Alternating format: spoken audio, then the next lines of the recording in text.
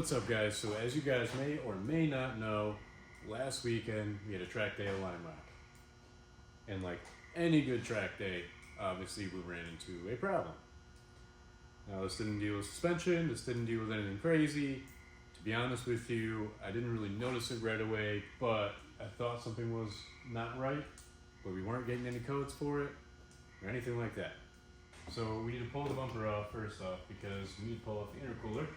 But yeah, we need to pull the bumper off, we need to pull the intakes out, and we gotta get to this coupler that's in there, but it's also connected to literally everything else with the intake system, so the gold side anyways.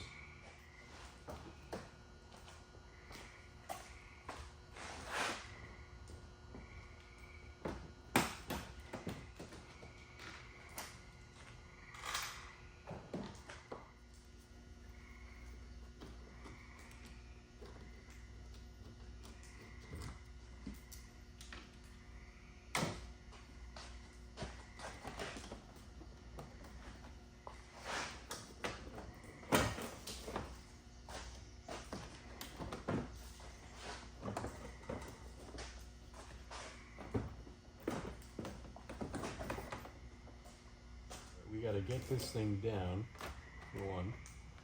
We got the two studs right here off for the intercooler. We loosen our clamp over here. There's just this clamp that's holding it kind of on left. So now we should just be able to slide this guy off of this boot.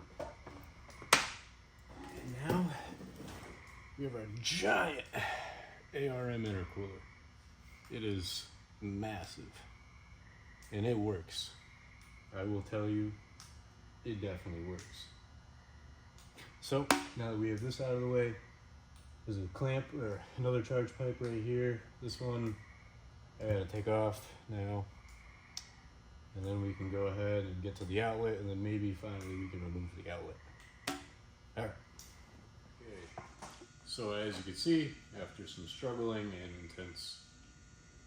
intense battles with everything in the way, because BMW, we finally have it out. And as we can see, it got pretty melted right here. You can see where it got too hot, and even like some of that split. So this whole entire thing popped wide open, and this is what was giving us our low boost. So we're gonna have to figure out a way to mitigate this problem, and it's probably gonna be by using some more of this DEI tape. I got it on Amazon for about, I think it's like 30 bucks a roll. I've used it everywhere. It works pretty good. I would definitely use it. I didn't use it here. I didn't think I had to. Turns out I should have. So that's what we're gonna do. We're gonna tape the whole thing up, slide the clamps on afterward, and then hopefully we won't have this happen again. We'll probably take the old corrugated heat shield that was on the old setup from factory and maybe wrap that around this too, or I don't know, I feel like that's a better option than anything, I'm not gonna lie. So yeah, gonna need a good game plan for this. A couple days later, and our HPS silicone coupler has come in. So this is good for 500 degrees, supposedly. And it's definitely got a different texture than the original coupler that was in there. As for the tape that they use, so we shall see if it holds. But what I'm going to do is, on top of putting this coupler in, it's a little bit thinner. So I'm going to take the original heat shrink or heat tape, whatever this is, the original shield, and put this around it and hope that this can probably help mitigate at least a little bit of the heat that's over there. And that should leave us enough room to put the clamps on over here and over here, so that way everything still fits. I also want to wrap the coupler itself in some heat tape to also help with this issue. And hopefully we'll never have to touch this again unless something else goes wrong, because it's cars and things happen. So I'm going to go ahead and wrap this up. I'm going to spray some hairspray on both of the piping, so that way everything slides on nice, and then we'll touch base as soon as I put that in. Cool. So fortunately for me, and all of my sockets on the ground that I tripped over. It was great. I finally got in the silicone coupler and that outlet pipe piece. I'm not gonna lie, it took me way longer than it should have just to get that clamp on.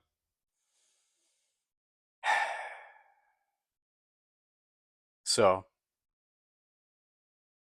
my patience has dwindled, but got rid of this one that was no good. I have heat taped it, and then I have wrapped it in the original heat shielding itself.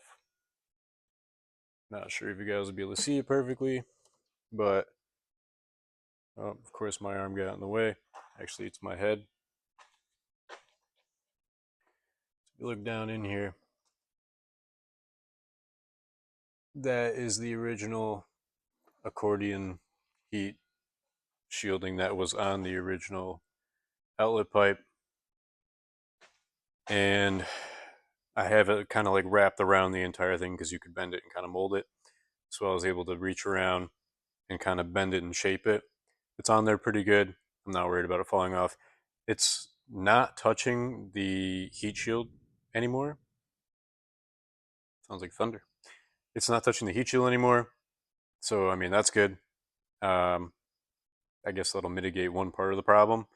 So that's cool. I need to put my boost solenoids back into place because I just got that bracket back on. Once I get those on, I can throw the intercooler back on, and then I can start this thing up without the microfibers in the intakes, and hopefully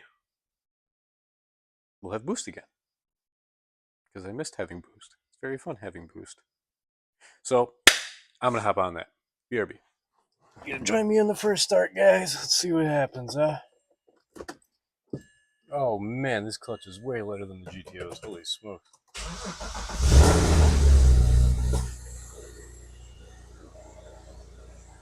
Alright, let's see if we got any boost.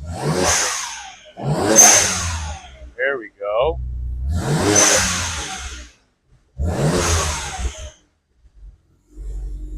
Alright. So, coupler blew on Saturday. And now, it's Wednesday at 4 a.m.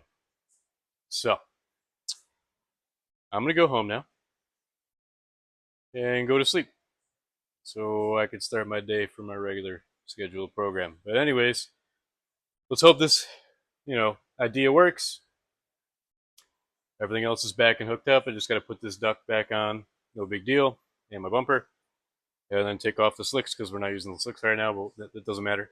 But yeah, so HPS silicone coupler, which by the way, I think I got the 6-inch by the 4-inch. There was too much to work with, and it made it way harder to line everything back up for that last clamp for the actual outlet itself. So don't do what I did. By the 4-inch one, the 2-inch ID, 4-inch long, 500 plus degree. Wrap it in some heat tape, and then take your OEM pipe or outlet pipe where it's got the corrugated heat shield. Stuff that thing on there as well. As long as you run that ARM heat shield, it'll help keep heat from the manifold getting directly to that coupler, which we are running that, which we did run that before, but somehow it just rubbed up on it. Just what it is, oh well. And now I have a little bit more room between that heat shield and the coupler. It's not as thick. It's a little bit thinner actually, even though it's the same amount of ply. It's 4 ply, so is the ARM one. But yeah, a little bit thinner. Got the corrugated heat shield on there. Got some actual heat tape on there. So hopefully this never happens again. But I will buy extra. So if I have to do this at the track, I will. And also make sure you grab some heat. Make sure you grab some hairspray so you can spray it on all your couplers because that again acts as a lubricant when it goes on, and then when it dries, it acts like a glue. So it's a lot less likely for you to blow off your couplers. Just a little old style trick that you learn from some older people out there who have more experience with this stuff. So I'll pass that knowledge on to you guys. But Thank you for watching. Like, comment, subscribe. I still have to boost leak test this thing, but that's going to be another day thing. So I can go get some sleep. But all is well and all is good. Thank you for watching. Catch you in the next video. Peace.